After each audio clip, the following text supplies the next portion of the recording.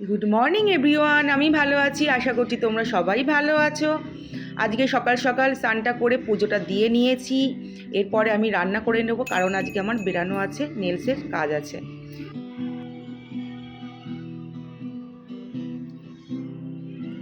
এবারে বেরাবো, তার জন্য রেডি হয়ে নেবো, তার মধ্যে খেয়ে নেব, খেয়ে দিয়ে এবার রেডি হয়ে বেরাবো। তাহলে চলো, পুজোটা তো দেওয়া হয়ে গেছে, রান্নাও প্রায় কমপ্লিট।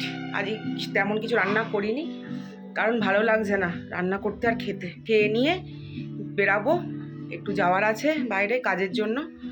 তাহলে দেখা হচ্ছে একটু পরে। আমি বেরিয়ে পড়েছি, এখন বাজে প্রায় 1:45 মতো। এবারে কাজ করে ওখান থেকে আবার আরেক জায়গায় যাওয়ার আছে, তার জন্য একা যাব। সেই জন্য আমি একটা মোটো ভাড়া করে নিয়েছি, কারণ এখানে যা পরিমাণ জ্যাম হয় তার জন্য মোটো বাইকই যথেষ্ট। আর একার জন্য কার বুক করতে একদমই ভালো লাগে না, টাকাটাও খরচা হয়। ওই যে এসে গেছে আমার রাইডার। এবার আমি বেরাবো, বেরিয়ে পড়েছি। জ্যামের কথা বলতে না বলতেই সামনে বড় জ্যাম। আমি যাচ্ছি এখন এয়ারপোর্টের ওখানে কাজ করে তারপরে যাব দমদম। দমদম থেকে কখন ফিরবো জানি না, ওখানেও আছে আমার একটা প্রয়োজন আছে, সেই প্রয়োজনে যাচ্ছি। এখানের এয়ারপোর্টের কাজ শেষ হয়ে গেলে তারপর ওখান থেকে যাব দমদম। নেলসের কাজটা কমপ্লিট করে নিচ্ছি। তোমরা দেখে বলবে যে এটা কেমন হয়েছে, বলো দেখি কেমন হয়েছে কাজটা। কাজটা করে চলে যাচ্ছি আমি এখন দমদম থেকে ফিরছি। এখন কাজ কমপ্লিট হয়ে গেছে, এখন প্রায় বাজে 4:30। বাড়ির কাছাকাছি চলে এসেছি, এখনও প্রায় 10-15 মিনিট লাগবে বাড়ি পৌঁছাতে। আর একটা কোইন্সিডেন্স, যেটা আমি গেছি যে বাইকে সেই বাইকেই ফিরেছি। জানি না এটা কোনো কোইন্সিডেন্স কিনা। বাড়ি ফিরছি, এবার দেখি ওরা কেমন আছে, কি করছে।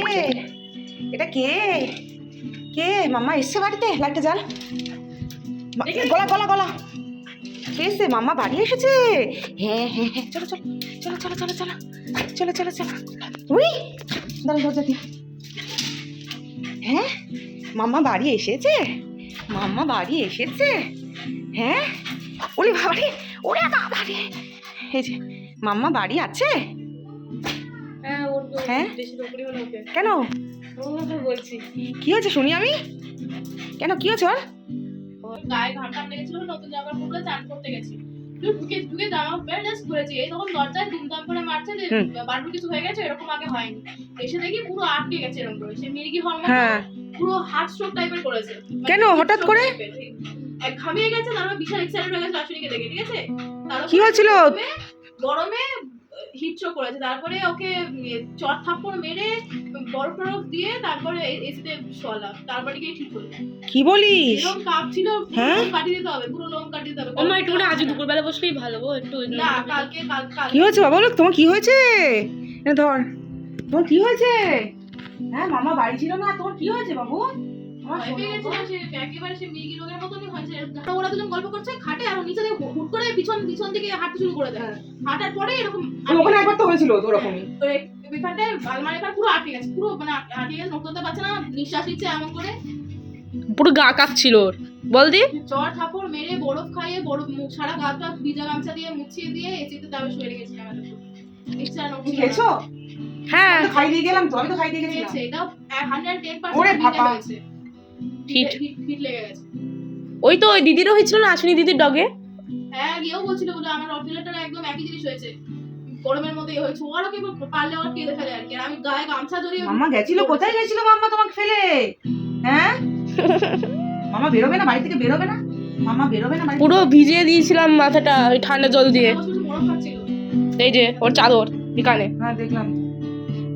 বলছিলাম না যে দমদম গেছিলাম আমি নেলসের খানিকটা প্রোডাক্ট কিনতে। সামনে পুজো আসছে, প্রচুর বুকিং পড়েছে। এবার পুজো আসলে যে কখন কি করব, কিভাবে ব্লগ করব, কিভাবে আমার কাজ করব জানি না, তাও চেষ্টা করব সব কিছু সামলানোর। একটু রেস্ট নিয়ে নেই। এখন বাজে ঘড়িতে সন্ধ্যে 7টা। আমি চা বসিয়ে দিয়েছি, এখানে একটু কড়া করে দুধ চা খাবো, না হলে এই ক্লান্তি দূর হবে না। আমার কড়া করে দুধ চা খেতে খুবই ভালো লাগে। তাহলে আমি চাটা নিয়ে এবার লাইভে আসবো, আর এই ব্লগটা আজকে এখানেই শেষ করছি। তোমাদের সাথে কিছুক্ষণ পরেই দেখা হবে। টাটা, সবাই ভালো থেকো, গুড নাইট।